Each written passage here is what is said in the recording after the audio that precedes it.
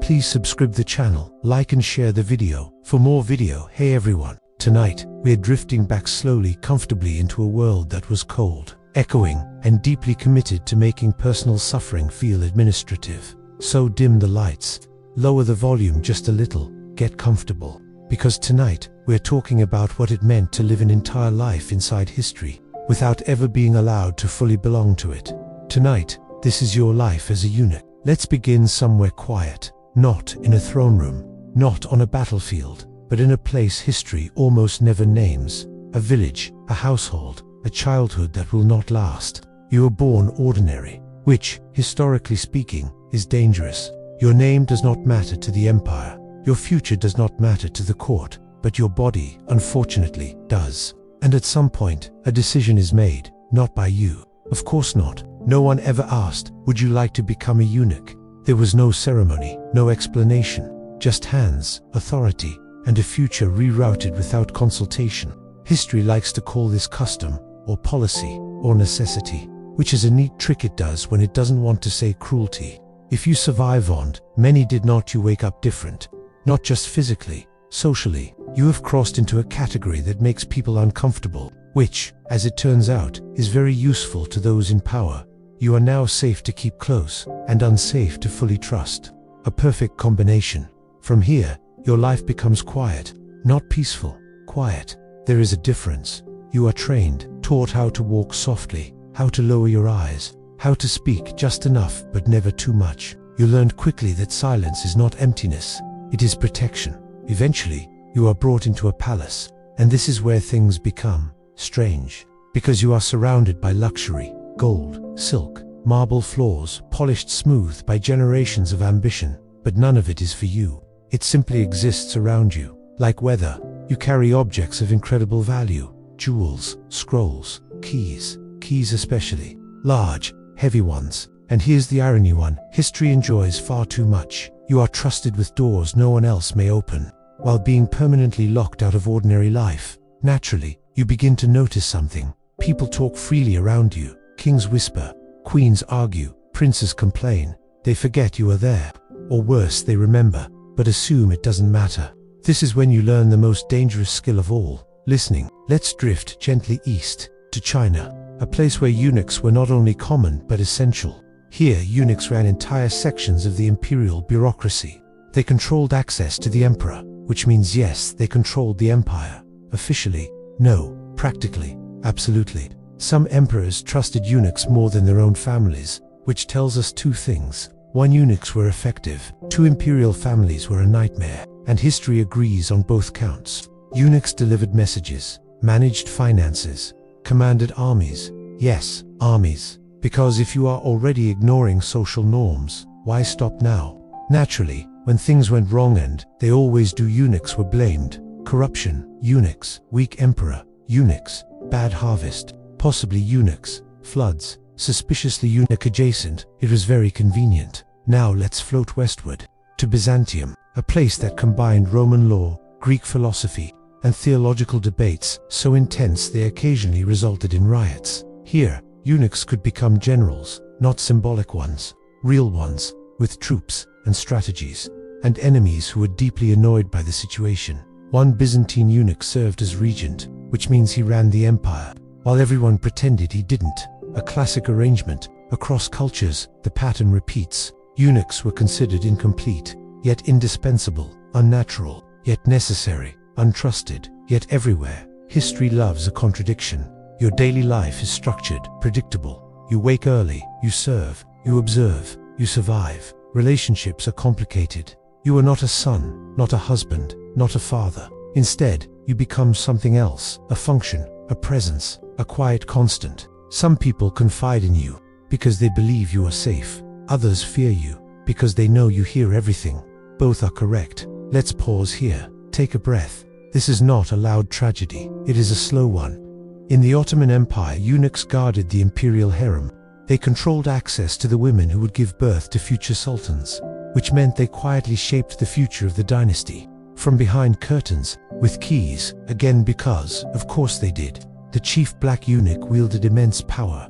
He managed wealth, appointments, religious endowments. Sultans came and went. He remained until he didn't, and when he didn't, history moved on quickly. Aging is its own problem. Your value is tied to proximity, to rulers, to relevance, and when rulers die, well, so does your protection. Some eunuchs retired quietly, others were exiled, some were executed because the court had grown bored, or paranoid, or both. Europe, meanwhile, preferred to pretend eunuchs were exotic. They existed mostly at the edges, in choirs. The castrati boys altered so their voices would remain angelic, and they did, beautiful, haunting, and paid for with the rest of their lives. They were adored, applauded, controlled, a familiar pattern. As a eunuch, you live long enough to see generations pass. Children grow up, kings grow old, dynasties collapse. You remain until suddenly you don't, and history does not linger. Your legacy is rarely written by you. It is written about you, often unfairly, often lazily, often with suspicion. And yet without eunuchs, many empires simply would not have functioned. Their contradictions were built into the system: quiet power, invisible influence, permanent exclusion. So when you imagine a eunuch standing in a palace corridor, standing still, hands folded, listening, remember, this is not nothing. This is history holding its breath. In the next part, we'll drift gently into the far more chaotic world of royal marriages, where cousins married cousins, genetics were ignored, and consequences arrived late, but enthusiastically. For now, rest. The corridors are quiet, the candles are low, and history, for once, is speaking softly. Hey, welcome back. If you drifted off a little during part 1, that's perfectly fine. History understands. It does that too. Tonight, we're continuing our slow walk through the soft-lit corridors of the past, and we're arriving at a subject that is equal parts tragic, baffling, and completely avoidable: royal marriages. Specifically, the ones that should not have happened, but did, repeatedly, with enthusiasm. So settle back in, because of course they married their cousin. Royal marriage, historically speaking, was almost never about love. Love was inconvenient, unpredictable, and worst of all, it involved feelings. Instead, marriage was a tool, a treaty you could hug, a contract that produced heirs, ideally heirs who looked healthy. Ideally, the problem was geography, and ego, and an extreme reluctance to marry outside a very small group of acceptable families. Because marrying someone new meant trusting someone new, and that, apparently, was worse than centuries of inherited medical issues. Naturally, they chose the medical issues. Let's drift to medieval Europe, a continent filled with castles, crowns, and a very limited dating pool. Kings married queens who were their cousins, or second cousins, or double cousins. Sometimes they were related in so many ways it became difficult to draw a family tree without it resembling decorative lace. This was referred to as keeping bloodlines pure, which is a phrase history uses right before things go terribly wrong. Take the Habsburgs, please, they insisted. The Habsburg jaw became famous. Long, protruding, determined, it was less a jaw and more a family heirloom, passed lovingly from generation to generation, along with other traits. Charles II of Spain, nicknamed the Bewitched, which, already, is not promising. He was born after generations of close relative marriages. His family tree looked less like a tree and more like a ladder, a very short ladder. Charles struggled to walk, to speak, to eat properly. He suffered from constant illness, and he was expected, of course, to rule an empire, because nothing says stable leadership like a ruler whose body is quietly rebelling against existence. He was married twice. Neither marriage produced an heir, which shocked absolutely no one except the people who insisted on the marriages. When Charles died, childless and exhausted, the Spanish Empire slid neatly into chaos. History nodded and moved on. But Spain was not alone. France had its own issues. Kings married for alliances. Queens arrived young, very young. Childhoods were brief. Expectations were immediate. Royal children were raised, surrounded by luxury and isolation and pressure. They were adored publicly, controlled privately. Their bodies were not their own, especially not the girls'. A royal bride was expected to produce heirs quickly, frequently, and without complaint. Medical care was optimistic, hygiene was theoretical, and childbirth was dangerous, yet oddly romanticized. Queens who failed to produce sons were blamed. Queens who produced daughters were blamed. Queens who died in childbirth were mourned, briefly, then replaced. Naturally, kings, meanwhile, often married women they barely knew. Sometimes they met for the first time at the wedding, which is a bold strategy for long-term happiness. Some kings were indifferent, some were cruel, some were deeply immature, and some were all three.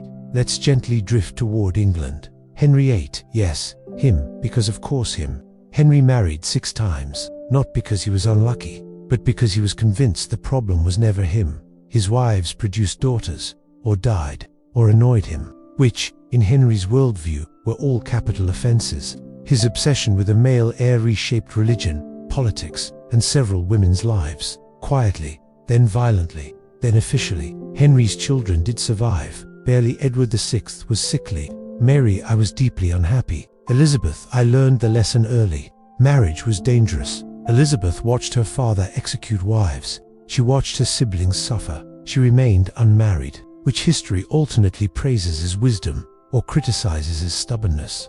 Elizabeth did not care. She ruled anyway. Across Europe, the pattern repeated: marry close, produce heirs, ignore warning signs, blame God when it fails. Royal doctors offered advice, some helpful, most not. Bloodletting was popular, so was prayer and optimism. Children who survived infancy were often frail, overprotected, sheltered, and spoiled. Because when every heir feels like a miracle, you don't say no very often. This did not help. Let's pause, breathe. You're doing great. Royal marriages created alliances. They also created rivalries. Queens brought foreign customs, accents, opinions, which courts did not always appreciate. Many queens lived lonely lives, surrounded by strangers, judged constantly, blamed for everything. They wrote letters home. Some survive. Most are heartbreaking. Kings, meanwhile, enjoyed freedoms queens did not. Mistresses were acceptable. Illegitimate children tolerated, as long as they didn't complicate succession too much. Sometimes they did, naturally. The genetic consequences accumulated quietly. Centuries passed, symptoms worsened, dynasties weakened, empires fractured, and yet they kept marrying cousins, because changing tradition is hard, even when tradition is visibly collapsing in on itself. Royal marriage was not a fairy tale. It was a system, and systems, when left unchecked, produce patterns. This one produced fragile heirs, short reigns, long wars. In the next part, we'll drift into the pettier side of royalty, the kings and queens who argued, sulked, plotted, and generally made everything worse out of spite. For now, rest. The crowns are heavy, the beds are cold, and history, as always, is repeating itself. Quietly. All right, welcome back. If you nodded off somewhere among the cousins and collapsing jawlines, that's completely understandable. History does not mind. In fact, it prefers you this way. Now, let's drift slowly, gently away from genetics and into something far more exhausting: personality. Because while bad marriages weakened dynasties over centuries, petty rulers could do it in an afternoon. Power, as it turns out, does not improve character. It simply removes consequences. And medieval royalty had very few consequences. Let's begin with a simple truth. Most kings and queens were raised to believe the universe revolved around them.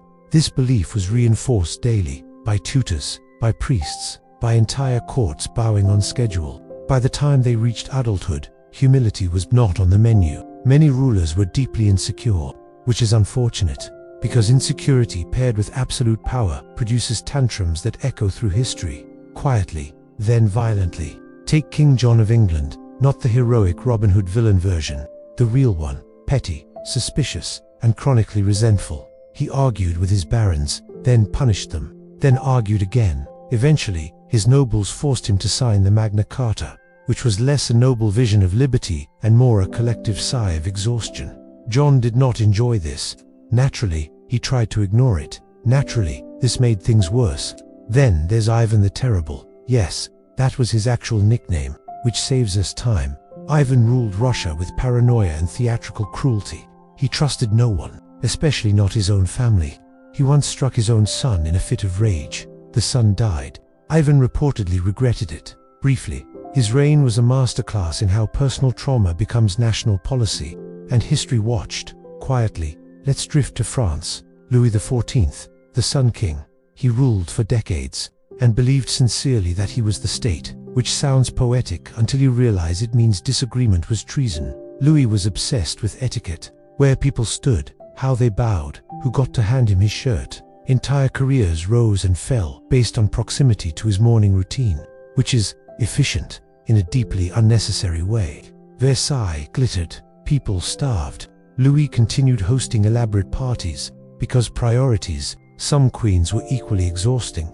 Isabella of France, nicknamed the She-Wolf, which history uses when it's feeling dramatic. She overthrew her husband, ruled briefly, then was removed by her own son. Family dinners were tense. Others wielded power through spite. They dismissed rivals, exiled former friends, held grudges with impressive stamina. Decades-long grudges, the kind that survived multiple generations. Royal courts were pressure cookers. Every smile meant something. Every insult was remembered. Every seating arrangement was analyzed. Minor slights became major feuds. Someone stood too close to the throne. Someone sat when they shouldn't have. Someone wore a color they didn't have permission to wear.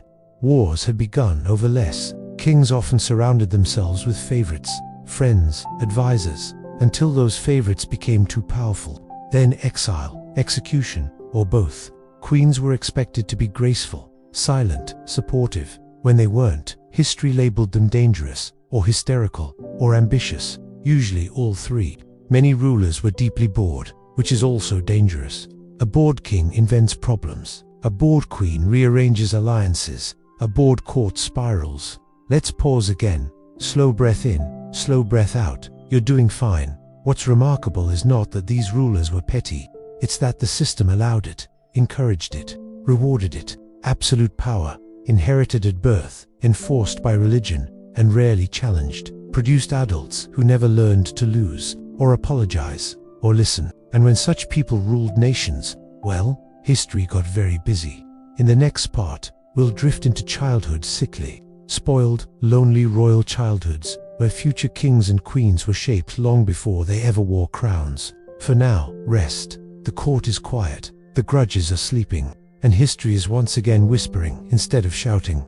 All right, welcome back. If you've stayed with me this far, you're either very relaxed or very curious about how badly history handled even the end of royal life. Tonight, we're drifting into death, not the dramatic kind with trumpets and last words, but the slow, ceremonial, deeply uncomfortable kind. Because even in death, royalty was rarely allowed peace. Let's start with a simple fact. Medieval people were intimately familiar with death. It was everywhere, but royal death was different. It was public, political, and extremely inconvenient. When a king died, the first concern was not grief, it was stability. Who rules now? Is there an heir? Is anyone about to start a war? Grief could wait, sometimes indefinitely. The body, meanwhile, became a problem. It had to be displayed, proved, seen, because rumors traveled faster than truth. And a dead king who wasn't visibly dead could cause chaos. Naturally, they displayed the body for days, sometimes weeks. This led to issues. Preservation methods were optimistic. Salt, herbs, wax, occasionally prayer. Results varied. Some kings were divided, literally, heart buried in one place, body in another, sometimes bones somewhere else entirely, because medieval people loved symbolism. Even when it involved disassembly, queens faced similar treatment. Their bodies were examined, confirmed, commented on, and then quietly replaced in political memory.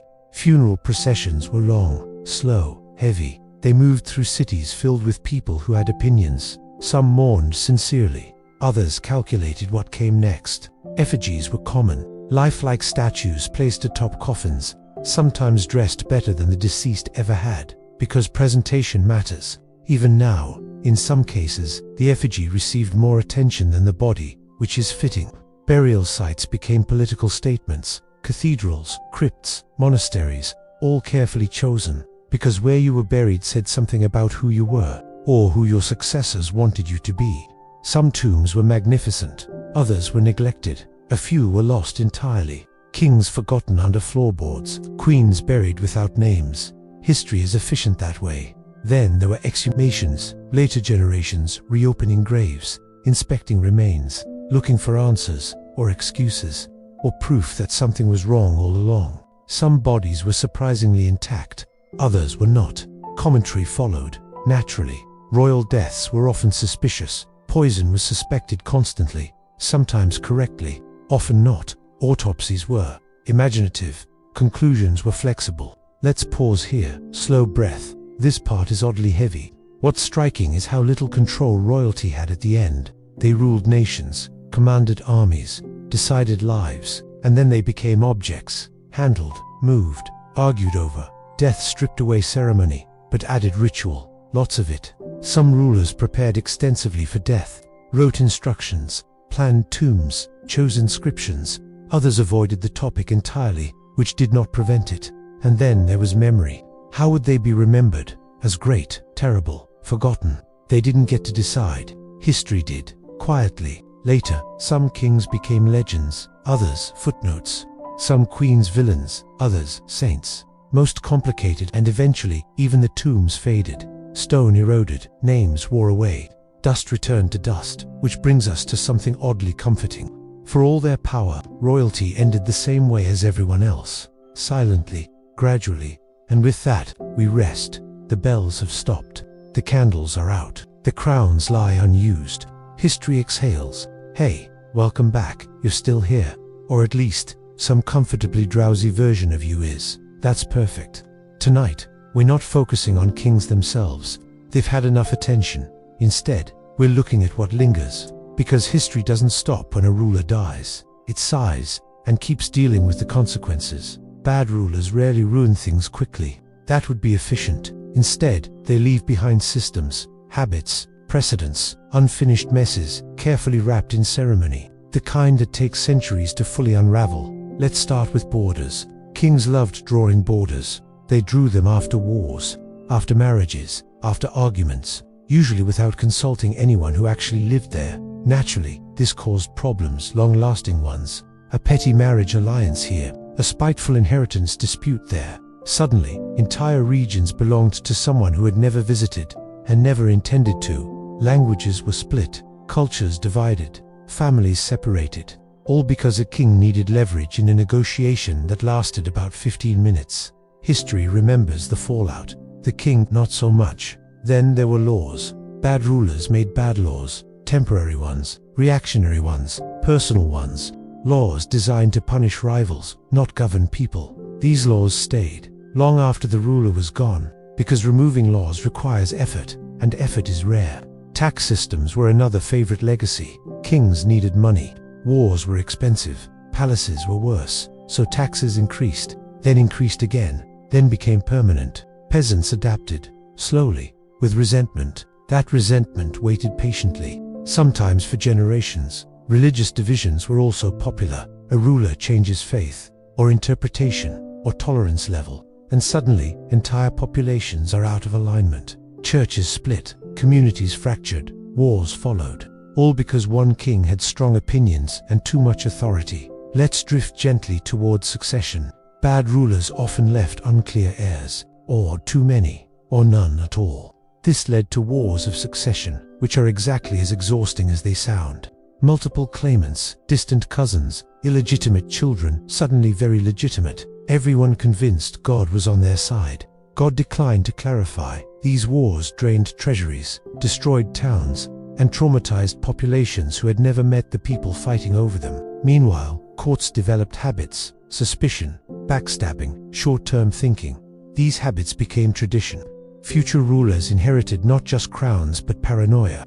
They trusted less, controlled more, listened rarely, because the system taught them to. Bad childhoods created bad rulers. Bad rulers created worse systems. Worse systems shaped future children. The cycle remained intact, efficiently. Let's pause. Slow breath in, slow breath out. You're doing fine. What's remarkable is how long people tolerated it. Generations lived under the shadow of decisions made centuries earlier. They adapted, they endured, they remembered quietly. Eventually, pressure built. Revolts happened, revolutions, reforms, sometimes progress, sometimes chaos, often both. But even then, traces remained. Titles, borders, institutions, old habits disguised as tradition. History is layered like sediment. Each bad ruler leaves a thin, unpleasant layer. Over time, it builds. And yet, people continue. They rebuild, they reinterpret, they move forward, slowly. So when we look back at royal history and wonder how things got so complicated, this is how. Not one disaster, but many small ones repeated, institutionalized, inherited, and with that, we rest again. The long consequences settled, the echoes fade, history closes its ledgers for the night. Hey, welcome back, or welcome through if you've been floating in and out. Either way, you're right where you need to be. Tonight, we're ending softly, with the rulers history barely talks about. Not because they were great, not because they were terrible, but because they were quiet. History loves noise, wars, scandals, executions before breakfast. But occasionally, almost accidentally, a ruler did very little, and somehow, that helped. These were not visionaries. They did not reform governments. They did not expand empires. They mostly showed up, signed what needed signing, and avoided making things worse, which, as we've seen, was rare. Let's begin with the overlooked truth. Stability is boring, and boredom does not make good chronicles. Some kings ruled for decades and left behind almost nothing remarkable. No grand wars, no dramatic betrayals, just continuity, which for the people living under them felt like relief. These rulers listened occasionally, delegated carefully, and trusted systems already in place. They understood, perhaps instinctively, that intervention often caused damage. They held court, nodded, agreed, postponed decisions until tempers cooled, which is an underrated skill. Some were deeply uninterested in ruling. They preferred hunting, gardening, collecting books, letting ministers handle things. History called them weak. Their subjects often called them peaceful. Queens especially were sometimes praised for invisibility. They smoothed tensions, hosted dinners, prevented arguments quietly. They ruled through atmosphere, not decrees. There were rulers who avoided war simply because they disliked it, not out of moral clarity, just exhaustion, and the world quietly benefited.